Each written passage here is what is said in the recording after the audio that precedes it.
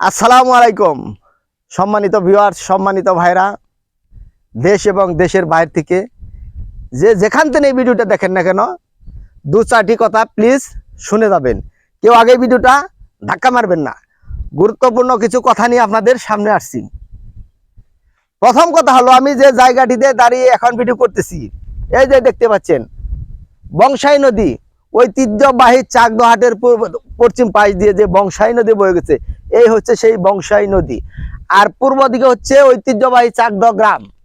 আর আমি যে জায়গাটিতে দাঁড়িয়ে আছি, পাশে এই যে রাস্তা, ভাই রাস্তাটা দেখেন, এই যে রাস্তা, এই রাস্তাটি একদম তুরুক বাজার জসিমের হাটের তরি পৌঁছাইছে। তে পশ্চিম দিক থেকে এই রাস্তাটি আসছে চাকদ বাজার, বাজার থেকে ঠিক পূর্ব দিকে যে রাস্তাটি গেছে চাকদ গ্রামের মাঝখান দিয়ে।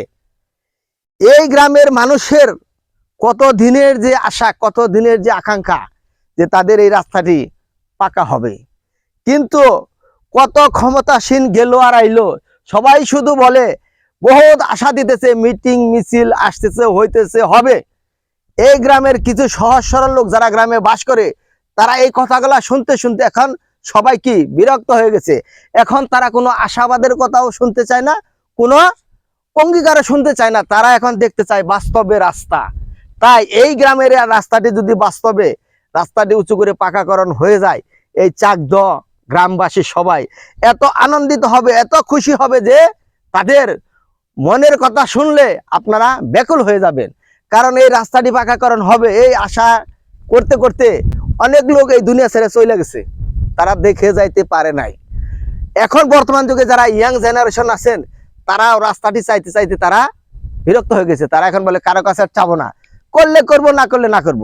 তাই আমি বলবো, কর্তৃপক্ষ, ঊর্ধ্বতম কর্তৃপক্ষ যারা চেয়ারম্যান, মেম্বার, নেতা নেত্রী, যে যেখান থেকে আছেন, আমার এই ভিডিওটির মধ্যে সবাই একটু সাড়া দিয়ে যাবেন, যাতে আমার এই ভিডিওর মাধ্যমে চাকদ গ্রামের এই রাস্তাটি সবার নজরে আসে।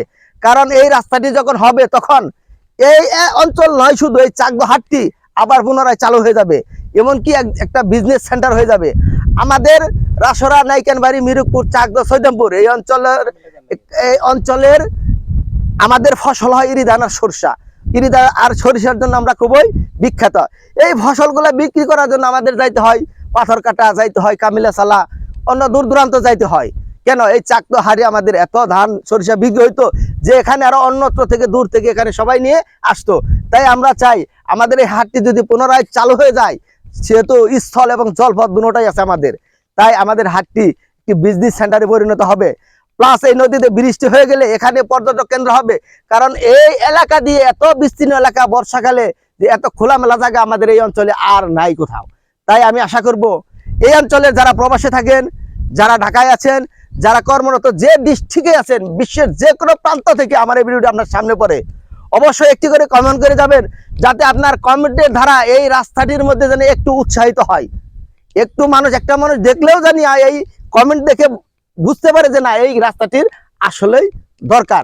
তাই এই রাস্তাটির জন্য আমি, আমার কথা নয়, এটা চাকদ গ্রামের মনের কথা আর এই অঞ্চলের মনের কথা। কারণ চাকদ গ্রামটি উন্নয়ন হওয়া মানে কি, আমাদের এই অঞ্চলে ওরা সম্পূর্ণ কি ডেভেলপ হয়ে যাবে।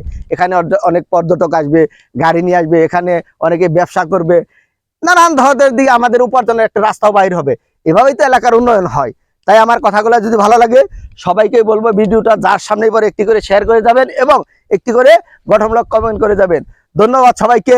আর কে বাংলা, রেজা ভাই, টাঙ্গাইল।